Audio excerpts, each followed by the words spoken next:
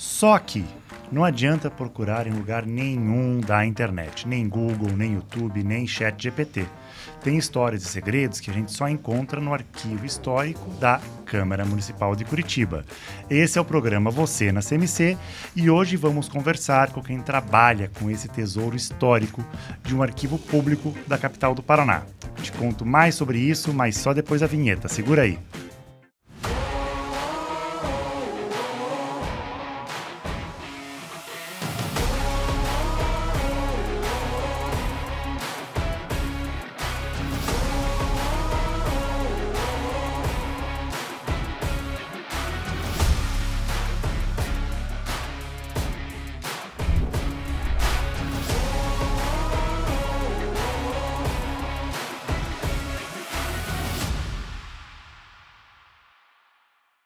Então, gente, o Arquivo Histórico da Câmara Municipal de Curitiba surgiu para garantir a segurança dos registros da história da nossa cidade e especialmente do Legislativo Municipal. Para entender melhor esse setor, vamos vamos conversar com 3 profissionais que atuam direto nesse arquivo público. Vou começar aqui pela minha direita, pedindo para o Jean Firmino, chefe da seção de arquivos e documentação histórica, se apresentar. Dá um alô para a gente aí, Jean. Tudo bem? Olá, tudo bem? Então, eu sou o Jean, trabalho como chefe da seção de arquivo. Agora mudou de nome, né? Era a seção de arquivo e documentação histórica. Agora a gente acabou indo para outra diretoria, acabou mudando o nome. Mas continua sendo arquivo, né? É mais conhecido ainda como arquivo, né? Arquivo. Popularmente arquivo. Tá certo. Gia, agora vamos passar para a Andressa Regina Bon, servidora e restauradora do nosso arquivo histórico. Andressa, seja bem-vinda ao CMC Podcasts. Obrigada, boa tarde a todos. Eu sou Andressa, eu trabalho como servidora da Câmara desde 1988 e atuo como conservadora e curadora dos acervos da Câmara, né? Então, seria o acervo documental, o acervo artístico, né, envolvendo as obras de arte, o acervo arquitetônico do Palácio Rio Branco, né, com as suas pinturas artísticas. E é isso aí, a gente tenta fazer uma preservação do nosso acervo da melhor forma possível. Que legal, Andressa, vamos destrinchar um pouco sobre isso. Já estou vendo que você está com alguns materiais aqui em cima da mesa, né? Você trouxe bastante coisa para mostrar para a gente. Umas coisinhas para mostrar. Vamos entender melhor sobre isso, mas vamos também agora falar com a nossa, apresentar a nossa última convidada aqui do CMC Podcast, que é a Natália Krainski, estagiária do convênio entre a História PUC-Paraná e Arquivo Histórico da Câmara Municipal. Trabalha aqui na Diretoria de Comunicação Social. Seja bem-vinda ao CMC Podcasts, Natália. Obrigada, boa tarde a todos. Meu nome é Natália, eu sou estagiária de História da Câmara Municipal, do convênio com a PUC-Paraná. Legal. Natália, você veio aqui para colocar fogo na história, né? Contar uma história do incêndio que a gente estava conversando antes aqui nos bastidores, que as pessoas não têm noção da verdade do que aconteceu lá no século XIX, é isso, né? Isso, então, durante a nossa primeira pesquisa aqui pelo convênio, né, com a PUC-Paraná, a gente pesquisou sobre as sedes da Câmara, né, desde sua fundação até os dias de hoje. E durante essa pesquisa, a gente se deparou com uma foto, que inclusive está na pesquisa, se vocês forem no Nossa Memória, vai estar lá a foto, que é supostamente um incêndio na Câmara Municipal de Curitiba, que teria ocorrido em 1897. Só que tudo sobre essa foto era um tanto estranho, porque claramente está acontecendo um incêndio, tem pessoas observando, tem um corpo de bombeiros apagando fogo, só que tudo que você pesquisa assim, na internet, dizem que pegou fogo a Câmara Municipal, mas ninguém elabora sobre, né? Então a gente teve que ir atrás das fontes históricas para tentar encontrar o motivo. Vamos descobrir essa verdade daqui a pouquinho. Tá bom. É bom deixar esse suspense no ar, tá bom. Trabalho de Sherlock Holmes que vocês fizeram. Tá bom. Mas para começar o nosso bate-papo, vamos assistir um VT que coloca algumas questões importantes sobre o que são documentos históricos, né? Que histórias encontramos somente no arquivo público aqui da Câmara. Por favor, roda o VT, Kim. Quem passa na Rua Barão do Rio Branco nem imagina que aqui neste prédio marrom está guardada toda a história da Câmara de Curitiba. Toda essa memória fica armazenada aqui, no nosso arquivo histórico. O Arquivo Histórico da Câmara de Curitiba concentra documentos sobre toda a história da nossa cidade. E a gente também tem documentos do trabalho legislativo, como atas, requerimentos, alguns processos administrativos e até notícias e informações sobre a Câmara de Curitiba. Tá vendo que eu já tô até de luvas, né? Isso é pra gente poder manusear alguns dos documentos e eu poder te mostrar uns dos mais interessantes que tem aqui no nosso arquivo. Isso aqui é uma coisa fantástica. São os termos de compromisso de cada prefeito eleito desde a volta da Câmara, né, após o período do Estado Novo, né? Durante o Estado Novo as câmaras foram fechadas. Quando elas retornam, nesse livro eram registrados o termo de posse dos prefeitos e dos vereadores. O arquivo de Curitiba, em especial, ele é um dos mais preservados do Brasil todo. Quando você começa a ler sobre outros arquivos, mesmo de cidades históricas, né, ao longo dos anos, muita coisa se perdeu. E por alguma razão, acho que até por um zelo dos funcionários, o nosso arquivo se mantém quase que intacto. Praticamente intacto, né? Tá tudo aqui. A história da cidade inteira está nesse prédio. O arquivo é disponível para a população e você pode visitá-lo no anexo 4 da Câmara Municipal de Curitiba, na Rua Barão do Rio Branco, 583, aqui no centro. Mas você também pode acessá-lo virtualmente no nosso sistema de proposições legislativas, no site da CMC, ou até mesmo pelo e-mail arquivo@cmc.pr.gov.br ou por meio do telefone 41 3350 7487, você consegue contato com os nossos servidores para acessar e consultar o nosso arquivo histórico. Olha que legal, gente. Primeiro, dar parabéns para vocês, né? Dessa questão que foi colocada ali no VT de ser um dos arquivos mais completos do Brasil. Jean, algumas coisinhas que chamam a atenção no VT, perguntar para você, né?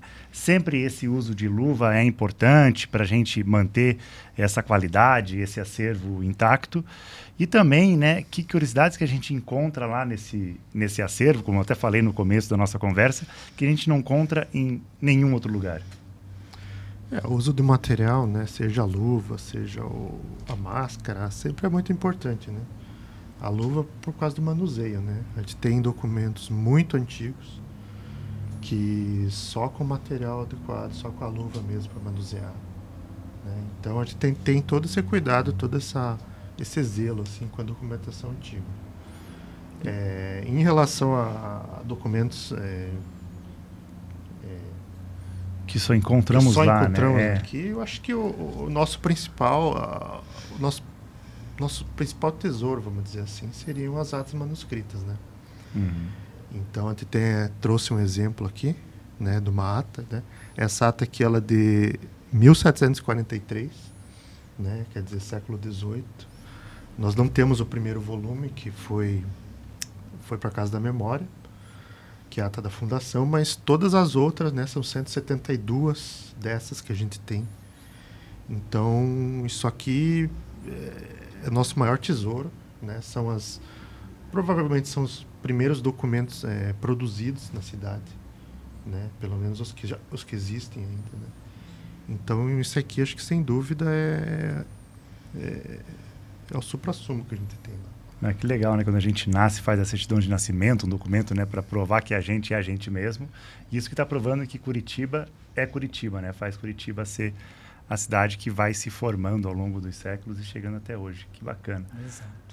A Andressa o Gia salientou, né, que trouxe essas atas do século XVIII para manusear só com luva. Você já está com luva só até, com né? luva, sim. Por isso que você está com essa luva. Exatamente. Não vai ter nenhuma operação aqui não, né? Não. Apesar do bisturi da luva, só olha, tem bisturi ainda também. Temos bisturi também. Então, a gente utiliza, né? A gente faz, na verdade, assim. O processo de restauro, propriamente dito, é só uma ação que pode ser utilizada se existir necessidade. O princípio básico de restauro é quanto menos você interferir no documento ou na obra de arte, melhor. Você manter a originalidade do documento ou da obra de arte é muito importante, né? Então, você não deve nunca interferir num documento se não houver necessidade. Então, por exemplo, as atas aqui... Licença para mim abrir. Vamos ver as atas. Até eu fiquei curioso para saber como é que é a grafia, como é que se escrevia. Uma grafia com tinta ferrogálica. Desculpa, eu estou fora do Tá. microfone. Não tem... Vou te pedir um favor, André. Você consegue erguer e mostrar para a câmera como é que é? É possível isso, sem, né, manusear assim? Até para a pessoa ver, pode colocar em frente a sua câmera. E aí, acho que aí o Kim, o editor aqui, vai dando um destaque ali, ó. É tudo manual, né? Tudo manual. E aí esse manuseio sempre com luva, Sempre enfim. com luva e de preferência com máscara, que eu não Máscara. posso pôr, senão a minha voz vai ficar muito abafada. Tá certo. Mas no processo de limpeza, de higienização da documentação, porque, veja, o processo de higienização é o mais importante para a preservação de qualquer arquivo, de qualquer acervo, né? Uhum. A gente faz toda a higienização, folha por folha, de todos os documentos. Então, por exemplo, aqui nós temos um processo de 1963, que eu trouxe para ilustrar. Uhum. É um processo que eles faziam com folhas de papel manteiga, com folhas de papel japonês, às vezes até. Então, são papéis bem delicados que utilizavam nessas épocas.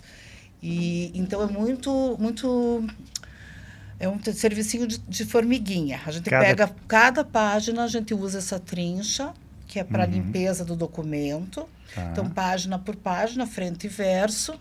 Após o documento ser limpo, a gente retira os grampos ou vice-versa. Às vezes até a gente retira antes para continuar a limpeza.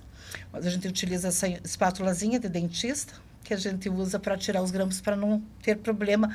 Aquele mais padrão, ele é bem prejudicial, ele pode rasgar. Eu já vi até alguns grampos com ferrugem, alguma coisa Isso, assim, até né? eu ia trazer para vocês, acabei esquecendo. Eu guardei um saco da quantidade de grampo enferrujado que a gente já tirou. Tá. Aí a gente utiliza o bisturi, igual o cirurgião mesmo, até trouxe sem a lâmina para não ter perigo de ninguém se machucar. Certo. Mas a gente utiliza o bisturi para retirada de... Por exemplo, antigamente utilizava muito aquela borrachinha de elástico para envolver documentos, né? Então, às vezes, aquilo derrete com muita facilidade. Então, a gente utiliza o bisturi, né?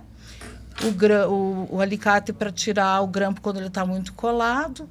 A lupinha, que às vezes precisa para algum restauro, né? Que a gente faz quando está muito rasgadinho o documento, a gente utiliza cola de metilcelulose com um papelzinho japonês. Olha só.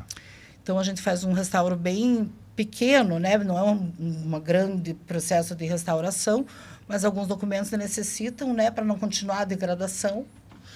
Porque, falando assim, para contar para vocês mais um pouquinho sobre os perigos, né? Da degradação do papel, que é muito importante para nós, existem vários tipos de degradação. Então, por exemplo, as externas, né? A temperatura, umidade e... Temperatura, umidade... Meu Deus, deu um branco. Tudo bem. Isso. E, então, a gente tenta manter os documentos com uma climatização correta, que é 18 a 22 graus. A gente tem que fazer esse manuseio adequado para também evitar a degradação, evitar insetos, né, xilófagos, que a gente faz exatamente a limpeza. Às vezes a gente encontra algum bichinho, e mesmo não vendo, se você vê com microscópio, muitos documentos possuem ácaros, né? Parece que tem esse ferrinho ou não? Esse Parece ferrinho, ele serve que para quando ele está muito amassado, porque antigamente, antigamente as pessoas não tinham, nem a Câmara e nem a maioria das instituições não tinham uma gestão de documental, né? Então, a preservação não era tão assim visada. Então, a gente criou, quando já entramos no arquivo, a gente fez um manual de gestão documental, onde a gente ensina todos, os servidores ou quem interessar, a como conservar, como preservar a documentação, né? Sendo histórica ou não, até o pessoal de casa que queira limpar a sua biblioteca, sabe? Tem então, esse passo a passo para aprender. Isso é muito importante, sempre estar higienizando periodicamente essa documentação. E às vezes, quando está muito dobradinho, a gente passa, que nem roupa legal. mesmo. Tem que passar com cuidado, obviamente. Com cuidado, né? Não dá a gente põe um papel para proteger antes, né? E em cima do papel, a gente passa o documento. Isso é pessoal, hein? Legal. Pessoal de casa, fica essa dica para quem quer preservar documentos da sua família e tal. Sim. Vem aqui na Câmara Municipal. Sim, pode procurar a gente, que a gente pode orientar. Né? A principal coisa é ter uma trincha normal, que qualquer livraria mais específica você encontra, uma trincha de macia. E você sempre está limpando os documentos, os livros, é bem importante. Que legal.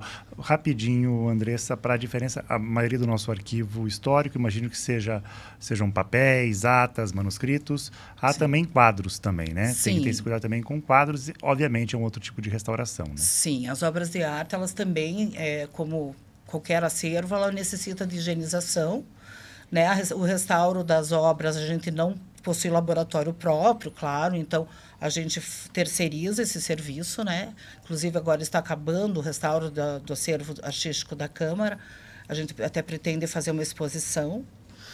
E então é muito importante também, uma dica para o pessoal de casa que quer preservar suas obras de arte, é sempre limpar. A gente utiliza um suob, que é um palitinho, meu Deus, onde é que eu pus? Não, tudo bem. É um palitinho com algodãozinho que você vai fazendo movimentos circulares na pintura. E isso mantém a higienização da obra, né? Muita sujidade, ela acaba penetrando, né? A tinta vai absorvendo a sujidade, aí começa a craquelar, né? Acaba perdendo a camada pictórica. Claro.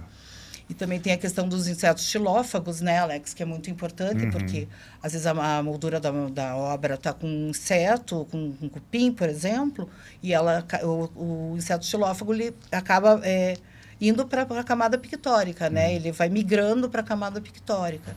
Então, é bem importante todo mundo sempre fazer uma limpeza. Certo. Agora, só para a gente terminar, Andressa, vamos ouvir um pouco a Natália, mas de quanto em quanto tempo vocês limpam os documentos em papel? De quanto em quanto tempo vocês limpam os quadros? Alex, a gente está num processo, para você ter uma ideia, a nossa acervo é tão grande que a gente está há muitos anos fazendo essa higienização já. Quando chega no final, tem que voltar lá no começo. Exatamente. Nunca para. Nunca para. É um processo contínuo que sempre tem que estar sendo higienizado. Tá certo.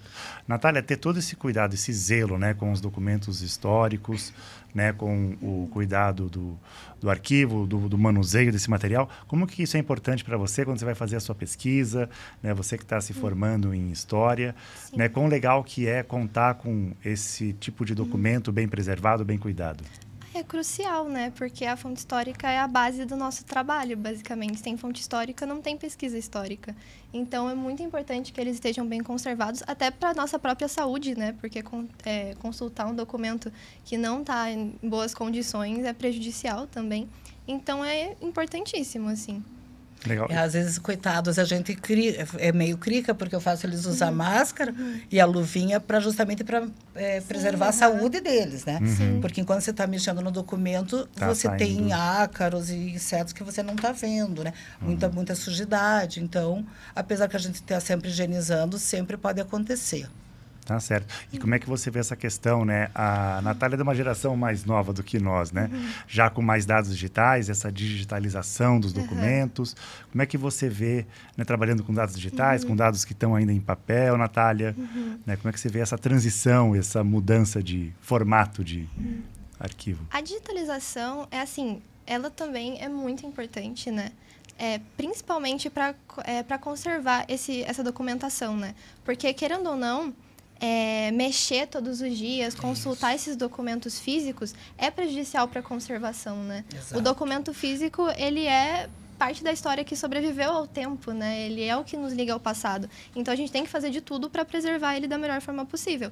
E a digitalização é um meio para isso. Claro que, além da conservação, a digitalização também ajuda muito na consulta, né? Tanto para pesquisar por termo, tanto para o acesso, né? É muito importante para a democratização daquele documento, né? A gente, ao longo da pesquisa, a gente se depara com várias situações que a gente precisa de um documento que está em outro estado e não tem digitalizado. Então, a gente fica frustrado, sabe? Então, é muito importante ter esses documentos digitalizados justamente para todo mundo conseguir ter acesso e para manter o documento original em boas condições. Você falou uma palavra que é importante, vou fazer até uma pergunta para o Jean agora, que é a questão da democratização desses documentos, né, Jean? Como é que é quando o público vai lá? A Andressa já deu algumas pistas, né? Tem que usar essa luva, tem que usar essa máscara, né? E como é que vocês atendem, né, esses pesquisadores que vão procurar dados, histórias ainda não contadas de Curitiba que a gente só encontra no nosso arquivo? A gente recebe bastante pesquisadores, né?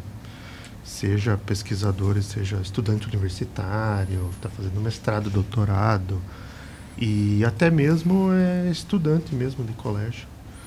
Principalmente eles procuram nome da rua que eles moram, né? Essa é uma demanda muito grande nossa lá. O pessoal pede muito nome de rua. Então a gente está sempre recebendo o pessoal lá no arquivo, presencialmente, mas também o pessoal acaba mandando e-mail, ligando lá, e com essa facilidade da digitalização, a gente já consegue encaminhar o processo digitalizado para a pessoa de uma maneira rápida, né? Antigamente não, tinha que fazer a pesquisa manual, tinha que ir lá, a gente tinha que tirar xerox do documento para fornecer. Hoje, com a digitalização, a gente já consegue mandar por e-mail e tudo. Então, que legal. Tem essa facilidade hoje em dia. Bacana essa do nome de rua, que acho que... Eu já tive essa curiosidade de saber quem é a pessoa que dá o nome da minha rua, que é Raul Leite. Eu falei, não é uma pessoa famosa, né? Que nem... A Câmara está na rua Barão do Rio Branco, que é mais fácil saber a história do Barão, que foi um personagem muito famoso e tal. Mas quem foi Raul Leite? Vamos fazer a pesquisa para você. Pesquisa. Legal, até para a pessoa que está assistindo, né? Tipo, mora em qual rua? Vamos ver quem está sendo homenageado, por que está sendo homenageado. Isso dá para encontrar no nosso arquivo, então. E as escolas de Curitiba, elas todo ano, né? Já a maioria fazem os alunos fazerem essa pesquisa. Então, a gente todo ano, né? Já recebe de todas. Daí é um mutirão, assim, lá no arquivo, porque todo mundo liga pedindo o nome de rua. Todas as escolas de Curitiba. Então, a gente daí tem o Jean já digitalizou 7.000 processos. Uau, 7.000 processos. Porque a gente precisa desses documentos digitalizados, então a gente também está nessa luta, né, Alex? A gente está tentando digitalizar o acervo da Câmara o quanto antes possível. Convivendo, né, no meio dessa história toda, o que vocês já encontraram de mais curioso? A Natália está devendo para a gente a história do incêndio, não incêndio, enfim. Mas você, Andressa e Jean, né, que história que chamou muita atenção de vocês? Até a gente estava conversando, né? Será que isso valeria um filme, uma série, uma novela, enfim? Né, ou até sair do arquivo não só para algo oficial, mas também para algo da arte, né? Algo da cultura, enfim, uma produção artística. Vocês têm alguma... Sim, a gente tem muitas histórias, né, Jean, que assim, tanto da parte política, né, da questão, por exemplo, da urbanização, antigamente, que os animais andavam pelas ruas, então aquilo era muito prejudicial para a saúde, tinha surtos de varíola, então a gente descobriu lá nas atas, até acho que vocês já colocaram na memória de vocês no site, que é a questão dos animais, toda a luta que foi para transformar Curitiba numa parte urbana e numa parte rural, porque era tudo uma coisa só, né? Então, tinha os animais pelas ruas, que causavam muito tumulto, histórias engraçadas, até que entravam na Câmara, entravam nas casas das pessoas, os animais, né? Então, tem coisas bem interessantes, assim. A gente descobriu agora há pouco tempo que a questão da arca, a arca da Câmara Municipal. Não sei se vocês já ouviram falar. Eu não ouvi falar ainda. Vamos ver essa arca. É bem bacana. Não é do Indiana Jones, não. É mais legal que do Indiana Jones. Essa não é do Indiana Jones, mas é uma história interessante, porque a Câmara, quando surgiu como Câmara, né, quando foi criada a cidade, fundada a cidade, praticamente a Câmara surgiu junto, né? Então, naquela época era junto, né? Era vereadores, juízes... era tudo centralizado na Câmara. Então, eles tinham uma arca antiga com 3 chaves. Então, era um juiz, um vereador e um promotor, né? Então, cada um tinha a sua chave. Então, guardavam-se arquivos do financeiro, né? Papéis de financeiro, papéis dos vereadores, tudo era guardado nessa arca. E essa arca está no Museu Paranaense. A gente está com a intenção de lançar um informativo agora, contando todo mês uma história sobre o arquivo da Câmara. Então, se for aprovado, né, vai ser bem bacana, porque a gente pode contar um pouquinho mais sobre essa arca. Dá vontade de fazer uma expedição e ir lá resgatar essa arca, né? Vamos lá fazer a expedição lá em Indiana Jones mesmo. Vamos lá e trazer essa arca. A gente vai fazer uma exposição aqui, então, acho que no ano que vem, a gente vai trazer essa arca aqui para a Câmara para todos conhecerem. Olha aí, que legal. E, obviamente, vai estar na nossa memória, que é uma parte bem legal do site da Câmara. Claro. Que conta, né, essa e outras histórias fantásticas da cidade. É bem legal de ir lá, ler, pesquisar, conhecer.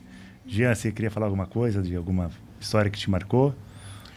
Não história específica, mas a gente tem todas as descrições de todos os discursos dos vereadores, de tudo que aconteceu nas sessões desde 1954. Anterior tem mais a ata seca, né, que é o resumo, né? Mas a partir de 54 tem todas as discussões, tem os discursos na íntegra. Então, só ali é uma fonte de pesquisa riquíssima, né? Tem muitos discursos históricos ali, com certeza, que aconteceram ao longo da história. Isso é legal, às vezes a gente pega muito por cima, né? E não vê o que a pessoa realmente julgou, o que ela avaliou para fazer aquele voto, aquela decisão, né? Aquele projeto de lei. Exato. Enfim. Tem até a questão da própria Rua da Liberdade, né, Gê? Que era a Rua da Liberdade, a Barão, e teve que tirar esse nome devido à ditadura na época. Foi uma questão bem política, bem polêmica, né? Que discutiram bastante sobre isso, porque não poderia mais ser Rua da Liberdade, né? Depois que a Câmara voltou a estar aberta, né? Porque daí fechou no período da ditadura, né? Mas tem histórias bem interessantes, né, Natália? Pois é, então, Natália, toca fogo para a gente terminar a nossa conversa aqui sobre essa história do incêndio. Câmara e Cadeia. Então, como eu acho que eu tinha falado da foto, né? A foto, então, parecia claramente que tinha um incêndio ali, mas onde a gente pesquisava só falava do suposto incêndio e não se desenvolvia a respeito. Então, a gente ficou, acho que uns 3, 4 meses pesquisando em todos os jornais, nos principais jornais, nas atas, para ver desse dito incêndio, né? Porque um incêndio na Câmara é um acontecimento muito importante, né? Seria capa de jornal. Mas a gente não encontrava nada sobre. Até que um dia, daí a essa altura, a gente já sabia que a Câmara não estava mais funcionando naquele prédio, a gente já tinha descoberto que ela já estava em outro prédio na Praça Tiradentes, né? A gente descobriu outras sedes que não se falava até então. E daí, uma das minhas colegas se deparou com um jornal que a gente não tinha visto até então. E a notícia do dia sobre esse suposto incêndio.